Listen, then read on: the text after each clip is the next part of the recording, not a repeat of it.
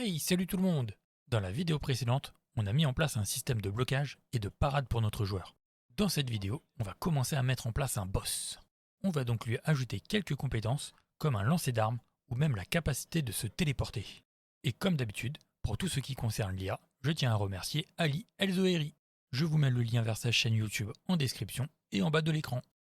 Donc, direction le dossier Characters et on fait un clic droit sur BP Enemy. Puis Create Child Blueprint Class. On l'appelle BP Enemy Boss et on l'ouvre. Dans les détails, à droite, dans Materials, à l'élément 0, on clique sur le petit dossier avec la loupe. Ici, on sélectionne ces deux Materials et on fait une copie avec CTRL-C. Ensuite, direction le dossier Projet YT, puis Assets, et on fait un clic droit et New Folder. On appelle le dossier Materials et dans ce dossier, on fait CTRL-V. Puis on ouvre MI Mani 01. Dans les détails, à droite, on décoche Base Color Fall Off et Energy Conservation. Et dans Tint, on change la couleur. Pour un boss menaçant, je mets en rouge. On sauvegarde et on quitte MI Mani 01. Et on ouvre MI Mani 02. Ici, il n'y a que la couleur à changer. Donc on met en rouge. Puis on sauvegarde et on quitte MI Mani 02. De retour dans BP Enemy Boss, on met nos matériels en place. Donc dans élément 0, on met notre MI Mani 02. Facile de le reconnaître car il a du rouge. Même punition pour élément 01, on met MI Mani 01. Le rouge aussi. Maintenant, on clique sur Viewport, ici. Comme ça, on peut voir à quoi ressemble le Mani. Ensuite, pour le différencier toujours un peu plus des autres IA, on clique sur Mesh et dans le Scale, ici, on vérifie que le cadenas est fermé. Ce qui signifie que la mise à l'échelle est uniforme, de sorte que l'objet conserve sa forme dans chaque direction. Donc on met 1,25 et on remarque tout de suite que le personnage dépasse de la capsule. Pour corriger ça, dans Location, on met -114 en valeur Z. Le personnage se retrouve au milieu de la capsule, mais elle n'est pas assez grande. Donc on sélectionne notre capsule component et dans Capsule Half Height, on met 115. Et comme elle est un peu maigre, dans Capsule Radius, on met 40. Voilà qui est mieux. Maintenant, on sélectionne AC Stats. Et pour le booster un peu, dans Level, on met 3, par exemple. On reviendra plus tard pour l'équilibrage. Ensuite, tout en haut à droite, on clique sur le petit crayon pour ouvrir directement BP Enemy. Dans le Begin Play, au Spawn Actor, on fait un clic droit sur Class, puis Promote to Variable. On appelle la variable Weapon. Et en type, on met BP Weapon Base. Mais ce coup-ci, en classe référence. On clique sur Change Variable Type et on peut quitter la fenêtre qui apparaît. Puis on clique sur l'œil, on compile et si on a une erreur, alors on fait un clic droit sur Spawn Actor, puis Refresh Node et on relie la return value dans On Equipped. On compile et on peut quitter BP Enemy. Même chose pour BP Enemy Boss, on compile et on quitte. On sélectionne notre BP Enemy mêlé dans le monde et on le supprime. Maintenant, on va dans le dossier Characters, on le remplace par notre BP Enemy Boss. Alors, généralement, un boss n'a pas une petite barre de santé au-dessus de la tête, mais une grande barre en haut de l'écran. Donc, on va dans le dossier Core, puis User Interface. On fait un clic droit, et dans User Interface, on sélectionne Widget Blueprint. On clique sur User Widget, et on l'appelle WBP Boss Health Bar. On l'ouvre, et on va voir comment faire quelque chose de bien. On commence par mettre un Canvas Panel. Ensuite, dans ce Canvas Panel, on met un texte. Dans les détails, on commence par renommer en Text Boss Name. Et on coche Is Variable. Pour l'encre, on la met en haut, au milieu. Et en position X et Y, on met 0. Pour Size X et Y, on s'en fiche, car on coche en dessous Size to Content. Et dans Alignment, on met 0,5 et 0. Ensuite, dans Text, on écrit Boss Name. Puis, dans Color and Opacity, on met en rouge. Et on va s'occuper de la police d'écriture. Donc, dans Font, puis Size, on met 28 pour agrandir un peu le texte. Dans Outline Settings et dans Outline Size, on met 1, ce qui fait un peu ressortir le texte. En dessous, dans Shadow Offset, on met 2 et 2. Pour l'instant, ça ne change rien, car dans Shadow Color, juste en dessous, on met en noir. Et voilà, nous avons un texte avec une ombre. Bon, on fait avec ce qu'on a. Ensuite, on ajoute une progress bar à notre canvas panel. On la renomme PB Health. Ensuite, dans Anchors, on met l'encre en haut de l'écran sur toute la longueur. Et donc, dans Offset Left, on met 0. Dans Position Y, on met 50 pour placer la barre en dessous de Boss Name. Dans Offset Right, on met 0. Dans Size Y, on met 25 pour avoir une barre pas trop grosse. Et dans Alignment, on met 0,5 et 0. Maintenant, dans Style, on déplie Background Image. On commence par changer la couleur. Donc, on clique sur Tint et dans V pour Value, on met 0,05, ce qui nous donne un gris un peu foncé. On continue avec Draw As, on met Rounded Box pour avoir des bords ronds. Et dans Outline, on change la couleur en noir pour avoir un contour. Puis dans White, on met 3 pour avoir une bonne épaisseur pour le contour. Ensuite, on déplie Fill Image et on passe directement à Draw As, qu'on met sur Rounded Box pour correspondre au background. Et dans Outline Settings, on va faire la même chose que pour le background. Donc, on met le outline en noir, puis dans White, on met 3. Maintenant, on descend un peu, et dans Percent, on bouge un peu la barre pour voir à quoi cela ressemble. Et un peu plus bas, dans Fill Color and Opacity, on met la couleur en rouge, pour mieux représenter la santé. La partie design est terminée, on peut aller dans le graphe. On peut supprimer l'event préconstruct et l'event tick. On garde donc event construct. Donc on fait un get de text boss name et on appelle setText. On fait un clic droit sur inText puis promote to variable. On appelle la variable bossName et dans les détails, on coche instance editable et expose on spawn. Ça nous permettra de définir le nom du boss quand on va afficher la barre de santé. Ensuite, on fait une nouvelle fonction qu'on appelle update health%. Contrairement à la barre de santé au-dessus de la tête de nos ennemis, ici c'est un peu plus optimisé et en vrai pas plus compliqué. Donc on ajoute un input qu'on appelle current health et de type float. Puis on ajoute un autre input qu'on appelle max health et de type float aussi. Après on fait un get de pb health et on appelle set%. Et pour avoir le pourcentage de santé, on divise current health par max health.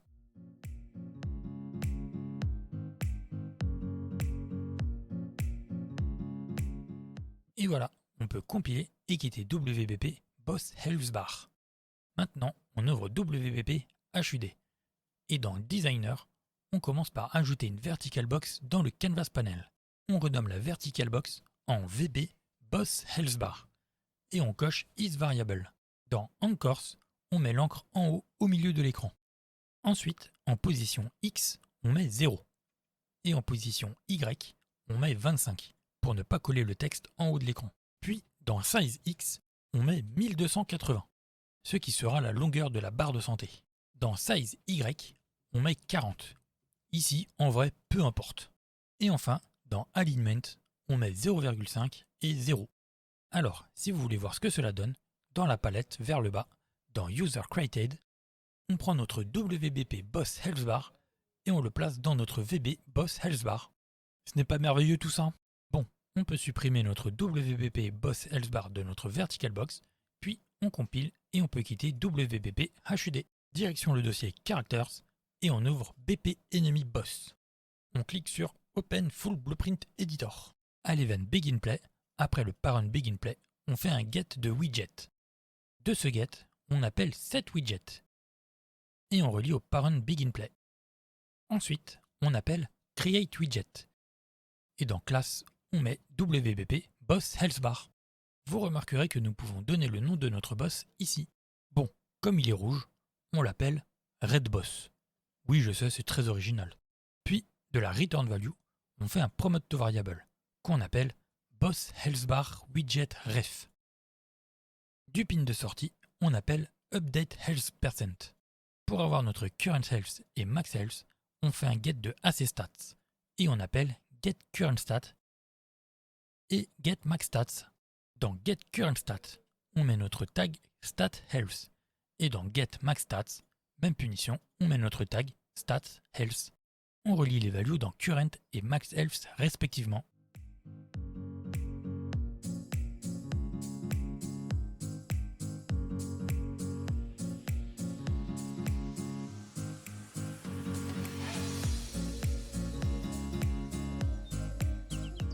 Ensuite, on sélectionne tout ça et on appuie sur C. On écrit barre de vie du boss. On met le commentaire en noir. Puis on compile. On met de côté quelques secondes le BP Enemy Boss et on va dans le dossier Core puis AI. On fait un clic droit sur AI Controller puis Create Child Blueprint Class. On l'appelle AI Controller Boss et on l'ouvre. Pour afficher la barre de santé de notre boss, on va utiliser le moment où il entre en combat contre le joueur. Et pour cela, nous avons la fonction Set State As Attacking. Donc on l'override. Pour s'assurer que la barre de santé ne s'affiche qu'une seule fois, on commence par un Do Once. Ensuite, il faut récupérer notre Boss Health Bar et la mettre dans la vertical box de notre HUD. Donc on fait un clic droit et on appelle Get Controlled Pawn. Et de la Return Value, on fait un Cast to BP Enemy Boss. Puis de As BP Enemy Boss, on fait un Get de notre Boss Health Bar Widget Ref. Voilà, on a la barre de santé du boss. Maintenant, il nous faut la vertical box de l'HUD. Et au passage, on va vérifier que l'attaque target est bien le joueur. Donc, de l'attaque target, ici, on fait un cast to BP player character. Et donc, si ce n'est pas le joueur, de cast failed, on relie au do once dans reset. Ensuite, on va aller chercher notre player controller, car c'est là qu'on gère notre HUD. Donc, de as BP player character, on appelle get instigator controller. Et de la return value, on fait un cast to PC projet YT. Après, de as PC projet YT, on appelle get HUD ref. Et de là, on appelle get VB boss health bar. Et voilà, on a notre vertical box. Pour ajouter la barre de santé de notre boss dedans, de VB boss health bar, on appelle add child to vertical box. Et on relie boss health bar widget ref dans content. Dernier petit truc, de cast fail, du cast to PC projet YT, on relie au do once dans reset lui aussi. On range la fonction.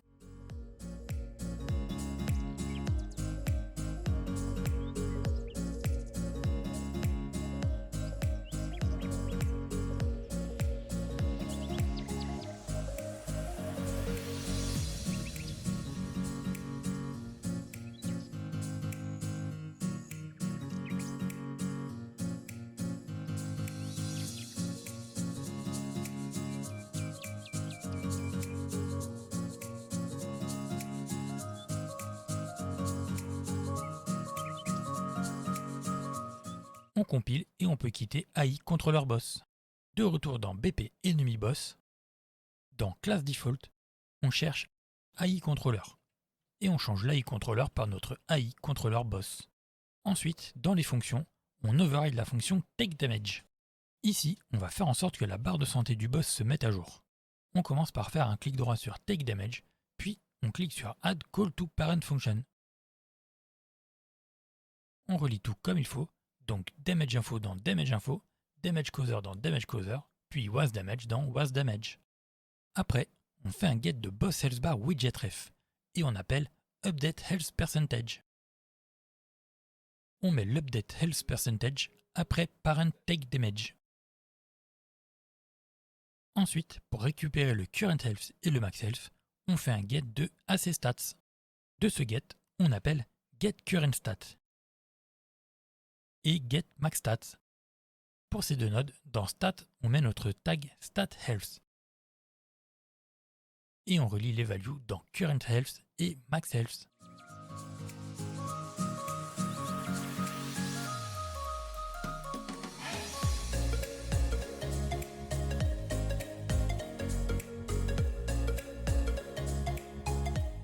On compile et on peut quitter BP Enemy Boss.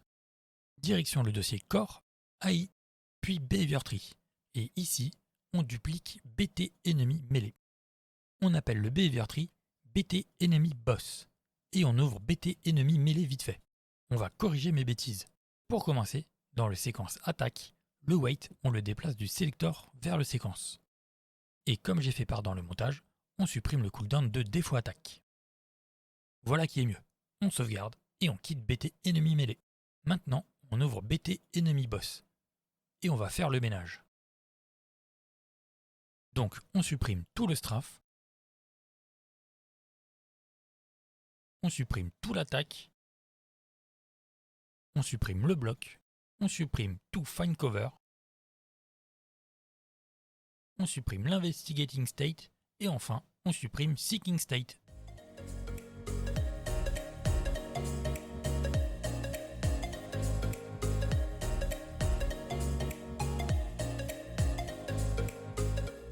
Voilà, c'est tout propre. On sauvegarde et on peut quitter BT Enemy Boss. On s'en occupera un peu plus tard. On retourne dans le dossier AI et on ouvre AI Controller Boss. Pour éviter que le boss perde de vue le joueur, on fait un override de la fonction Handle Lost Sight. On supprime le parent pour que la fonction reste vide, on compile et on peut quitter AI Controller Boss. Direction le dossier Projet YT, puis Animation. Et on fait un clic droit sur A Combo. Puis dans Create, on sélectionne Create Anime Montage. On l'appelle AM Combo, puis on déplace A Combo dans le dossier Séquence et AM Combo dans le dossier Anime Montage. On va dans le dossier Anime Montage et on ouvre AM Combo. Dans Notifies, on renomme le 1 en Waypoint Trace. Puis dans la timeline, on fait un clic droit et dans Add Notify State, on sélectionne Waypoint Trace et on place plusieurs notifications pour chaque coup de l'animation.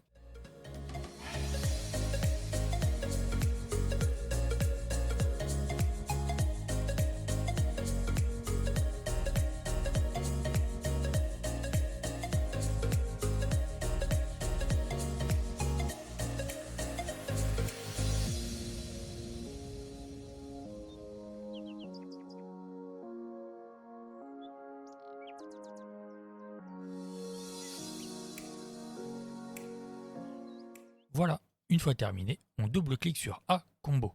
Et dans Asset Details, on coche Enable Route Motion. On sauvegarde et on peut quitter A Combo. Et on sauvegarde AM Combo. Maintenant, on va dans le dossier Characters et on ouvre BP Enemy Boss. Dans Class Default, on cherche Behavior Tree. Et on met notre BT Enemy Boss. Ensuite, dans Weapon, on change l'arme du boss. On lui met BP Greatsword YT. Puis, direction l'Event Graph. Et on fait un nouveau Custom Event. Et on l'appelle Attack Combo 1. On commence par faire un get de AC Damage System et on appelle Get is Dead. Puis un Not Boolean. On appelle un branch et on connecte le Not Boolean dans la condition. Après, on fait un get de AC Combat Manager et on appelle Set Skill Name. Dans Skill Name, on écrit Boss Combo 1. On ira mettre l'attaque dans la data table juste après. Ensuite, on fait un Set Attacking et on coche le booléen. On fait un Play Montage et on met notre mesh dans In Skeletal Mesh Component. Et dans Play Montage, on met AM Combo. De l'exécution de sortie, on fait un get de AC Damage System et on appelle Set is Interruptible, sans cocher le booléen. Et de OnComplete, on appelle Attack End. On relie aussi OnInterrupt dans le Attack End et on relie Attack Target dans le Custom Event, comme ceci. Enfin, on fait un get de AC Damage System et on appelle Set is Interruptible, en cochant le booléen. On peut ranger le Custom Event.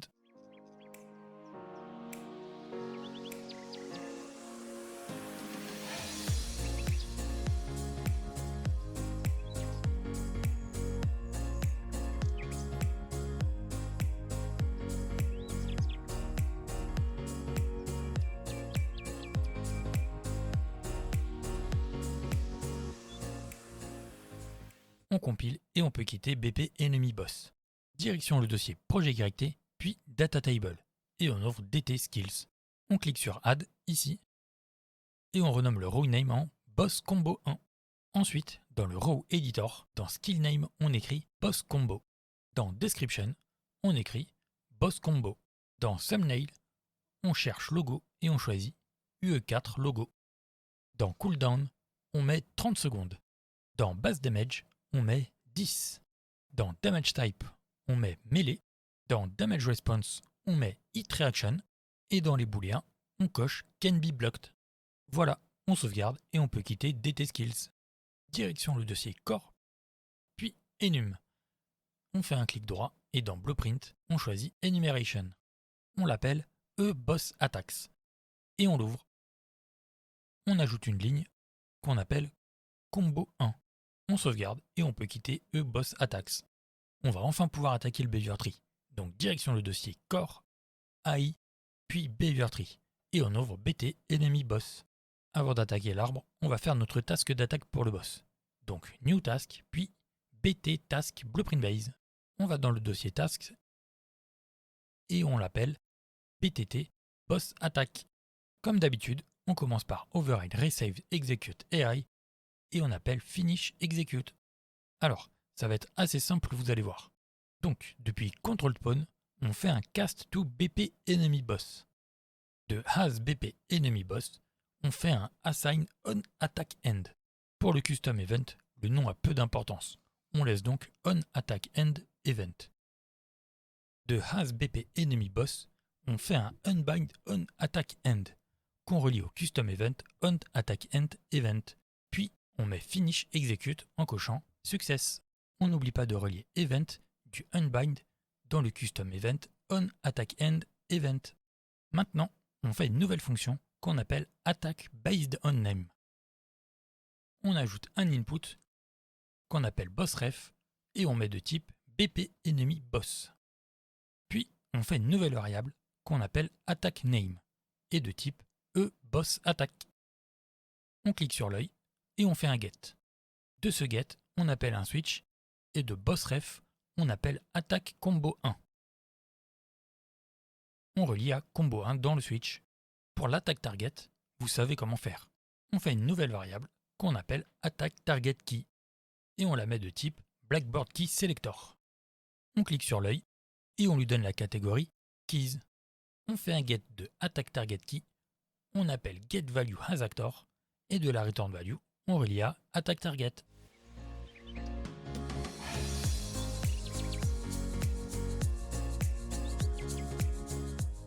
On retourne dans l'Event Graph et après le bind on attack end, on met notre fonction attack based on name. On relie has bp enemy boss dans bossref.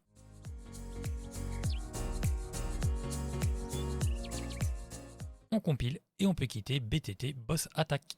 Ensuite, pour mettre en place tout ça, du séquence attack, on appelle un autre séquence qu'on appelle attack ready. Puis de attack ready, on appelle set movement speed et dans les détails, on met run. Après, toujours de attack ready, on appelle focus et dans les détails, on met focus target key en attack target. Maintenant, du séquence attack, on appelle boss attack. Et dans les détails, dans attack name, on met combo 1. Dans attack target key, on met attack target et dans node name, on écrit combo 1.